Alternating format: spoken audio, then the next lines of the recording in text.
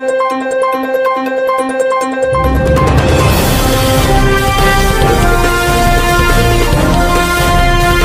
देख रहे हैं इंडिया का नंबर 1 न्यूज चैनल सीधे बोल, खबर आपकी परवाह देश। नमस्कार मित्रों, मैं मुकेश उदैनिया सीधे बोल से आप सभी का स्वागत करते हैं।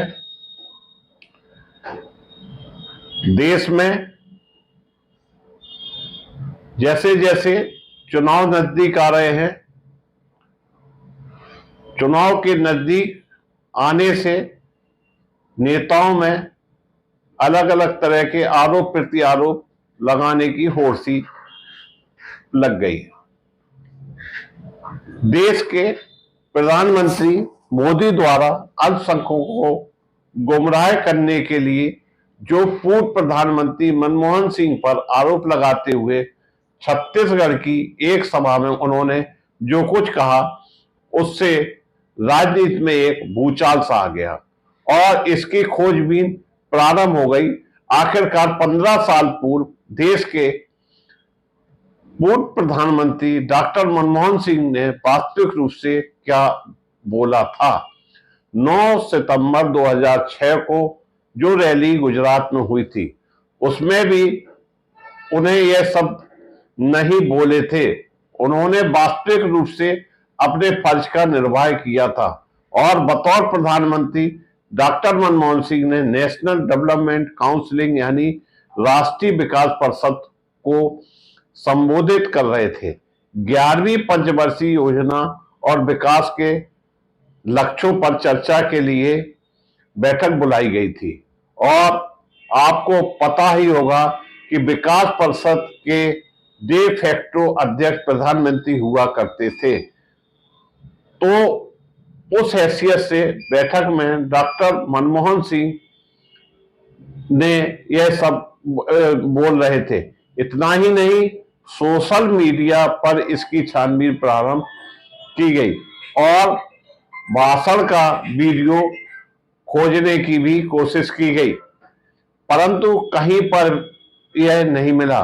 हालांकि कब प्रधानमंत्री बोले हैं, यह सब प्रधानमंत्री कार्यालय में सुरक्षित रहता है। वहीं से कुछ लाइन पत्रकारों ने खोज निकाली। पत्रकार चुप कैसे बैठता, वो अपने अनुसार भाषणों को खोज रहा था कि प्रधानमंत्री ने कहा क्या। उसमें कुछ इस प्रकार लिखा था कि मेरा मानना है कि हमारी सामूहिक प्राथमिकताएं स्पष्ट कृषि, सिंचाई, जल संसाधन, स्वास्थ्य, शिक्षा और ग्रामीण ढांचों के महत्वपूर्ण निवेश और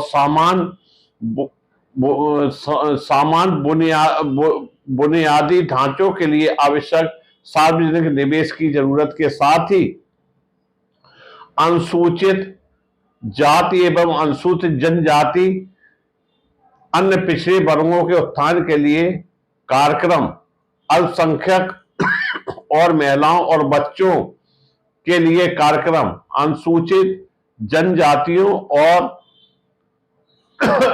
के लिए पुनः जीवित करने की जरूरत है। हमें नई योजना लाकर यह सुनिश्चित करना होगा कि अल्पसंख्यकों का और खास तौर मुसलमानों का भी उत्थान हो सके, विकास का फायदा मिल सके। इन सभी संसाधनों पर पहला हक है। मतलब उन्होंने सभी के हक की बात कही थी। केंद्र के पास बहुत सारी जिम्मेदारियां हैं और ओवरऑल संसाधनों की उपलब्धता में हम सबकी जरूरत का समावेश करना होगा। इन सब में कहीं यह बात आई कि देश के संसाधनों पर पहला हक किसी एक समुदाय का हो। Doctor Manmohan Singh SC, ST, OBC, महिलाओं और बच्चों और अल्पसंख्यकों की बात कर रहे थे और इस संदर्भ में कहा कि संसाधनों पर पहला हक इनका होना चाहिए, मतलब सभी का होना चाहिए, जिसमें मुसलमान भी शामिल है। उनके इस बयान को इस तरह से प्रचारित करना और वीडियो को बनाकर पेश करना। पीएम बोले, मुसलमानों का संसाधनों पर पहला हक, यह काम अगले रोज से ही शुरू हो गया था और तब 10 सितंबर 2006 को यानी पीएम के भाषण के एक दिन बाद ही पीएम ऑफिस की तरफ से बयान पर स्पष्टीकरण आ गया था। जो प्रेस में कहा गया था वह गलत है और असल बात तो यह है कि जो हमने आपको बताई, यह प्रेस रिलीज आज भी प्रधानमंत्री दफ्तर के अक्रेब में है। प्रधानमंत्री दफ्तर जो अब हमारे प्रधानमंत्री नरेंद्र मोदी को रिपोर्ट करता है, जबकि रिकॉर्ड मौजूद है। यह सवाल जनता को जरूर पूछना चाहिए और जानना भी चाहिए कि सच्चर कमेटी की रिपोर्ट में बताया गया था कि देश में अल्पसंख्यकों को, खास तौर पर मुसलमानों की स्थिति दलित से भी गई गुजरी है। बीजेपी और कांग्रेस के दौर में बनी इस कमेटी से इत्तेफाक नहीं रख सकती है, तो फिर भाजपा सबका साथ सबके विकास के लिए कोई नई कमेटी बना सकती है। इस मामले ने तूल पकड़ लिया और 4 राज्यों में चुनाव होना है। वहीं छत्तीसगढ़ में हमारे देश के प्रधानमंत्री ने जिस तरह से भाषण दिए, उसमें उन्होंने साफ तौर पर इस बयान को तोड़ मरोड़ कर पेश किया, जिससे 4 राज्यों में अल्पसंख्यकों के वोटों पर निशाना साधा जा सके, क्योंकि इसके बाद देश में लोकसभा चुनाव होना है। इस बयान को लेकर भाजपा समर्थन करने वाले संगठन सक्रिय हो गए। वो चुप कैसे रह सकते थे, उन्हें तो मौका चाहिए। उन्होंने कांग्रेस दफ्तर को हज हाउस कहना प्रारंभ कर दिया। सुनना समझना कुछ नहीं, मन में जो आए करना है, इससे देश नहीं चलने वाला। एक सोची समझी साजिश के तहत इस तरह के गंदे खेल सत्ता पाने के लिए खेले जाएंगे, इससे देश का भला होने वाला नहीं है। एक तरफ मित्रों हमारा देश चंद्रमा पर फतेह कर रहा है, दूसरी ओर जातियों का मामला लेकर नेता खेल खेल रहे हैं। जातिगत जनगणना के नाम पर जनगणना के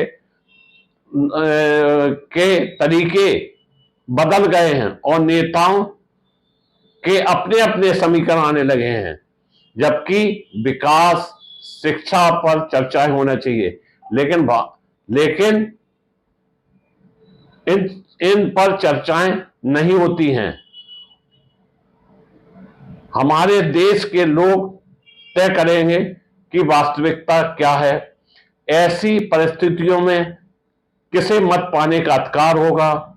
यदि उसी समय हमारे देश के प्रधानमंत्री मनमोहन सिंह ने सार्वजनिक इसका खंडन कर दिया होता और पीएमओ ने सिर्फ अपने वेबसाइटों पर स्पष्टीकरण क्यों दिया।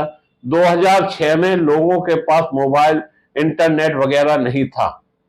मनमोहन सरकार ने फेक न्यूज फैक्ट्री को उसी समय अगर कुचल दिया होता तो आज ये अरबों का कारोबार न बना होता, जो आज देश को बर्बाद करने का अभियान पर है।